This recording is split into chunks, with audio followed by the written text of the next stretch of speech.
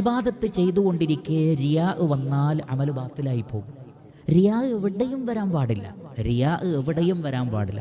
നബി സല്ലല്ലാഹു അലൈഹി വസല്ലം പ്രത്യേകം പറഞ്ഞു, ഒരു ഉദാഹരണം തന്നെ അള്ളാഹുവിൻ്റെ റസൂൽ പറഞ്ഞു നമുക്ക് മനസ്സിലാക്കി തരാൻ വേണ്ടി. എന്താണ് റിയാ? നബി സല്ലല്ലാഹു അലൈഹി വസല്ലം പറയാണ്, ഒരാൾ നമസ്കരിക്കാൻ വേണ്ടി നിന്നു, പടച്ചവൻ മാത്രമേ മനസ്സിലുള്ളൂ. പെട്ടെന്നാണ് തന്നെ വേറൊരാൾ ശ്രദ്ധിക്കുന്നു എന്ന് അയാൾ അറിയുന്നത്. ഉടനെ തന്നെ അയാൾ കാണാൻ വേണ്ടി റുക്കൂവും സുജൂദും ഒന്ന് നന്നാക്കിയാൽ അതാണ് റിയാ. ആ അമല് ബാത്തിലായിപ്പോയി, ആ നമസ്കാരം ബാത്തിലായി പോയില്ലേ? അപ്പോൾ ഇബാദത്തിൽ എവിടെയും റിയാ വരാതെ ശ്രദ്ധിക്കേണ്ടതുണ്ട്. അത് ഇബാദത്തിന് ശേഷവും അങ്ങനെ തന്നെ.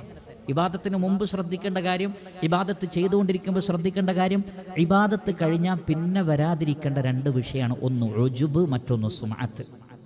എന്താണ് ഉജുബ്?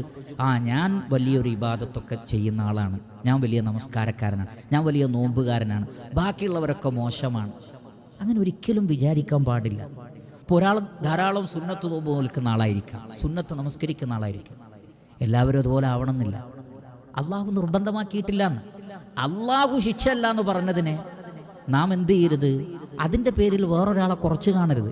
വാജിബ് മാത്രമാണ് വാജിബ്, ഫർള് മാത്രമാണ് ഫർള്, അല്ലാത്തത് സുന്നത്താണ്, മുസ്തഹബാണ്. ചെയ്താൽ അവർക്ക് വലിയ കൂലിയുണ്ട്, ഉപേക്ഷിച്ചാൽ അള്ളാഹു അവരെ ശിക്ഷയിൽ നിന്ന് ഒഴിവാക്കിയിട്ടുണ്ട്.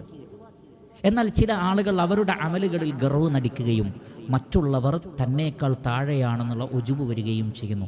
അത്തരം ആളുകളുടെ അമലുകൾ ബാത്തിലായി പോകും. രണ്ടാമത്തത് സുമഅത്ത്. ഞാനൊരു പ്രവൃത്തി ചെയ്തു കഴിഞ്ഞു, പക്ഷെ ഇത് ആരും അറിഞ്ഞിട്ടില്ല. എങ്ങനെയെങ്കിലും നാലാൾ അറിയുന്നൊരവസ്ഥ അത് ഉണ്ടാക്കിയെടുക്കണം. അപ്പോൾ അയാൾ പിന്നീട് പിറ്റേന്ന് താൻ നമസ്കരിച്ച എണ്ണം, അതിൻ്റെ വണ്ണമൊക്കെ എങ്ങനെയെങ്കിലും ഒന്ന് പറഞ്ഞിട്ടില്ലെങ്കിലും സമാധാനം ഉണ്ടാവില്ല എന്നുള്ളവർക്ക് പറയുകയാണ്. സദക്ക ചെയ്തു, വലിയ ദാനം ചെയ്തു, പക്ഷെ ആരും അറിഞ്ഞിട്ടില്ല. ഇത്രയും വലിയൊരു ദാനം ഞാൻ ചെയ്തിട്ട് ആരും അറിഞ്ഞിട്ടില്ലെങ്കിൽ മോശമല്ലേ? എങ്ങനെയെങ്കിലും ആരെങ്കിലും ഒക്കെ അറിയിക്കുകയാണ്. അതിനാണ് സുമഅത്ത് എന്ന് പറയുക. താൻ ചെയ്ത ഒരു അമലിനെക്കുറിച്ച് ആരെങ്കിലുമൊക്കെ ഒന്ന് പറയുകയും അറിയുകയും വേണമെന്ന് പിന്നീട് ചിന്തിക്കലാണ്. അത് അമലിനെ ബാത്തുലാക്കും.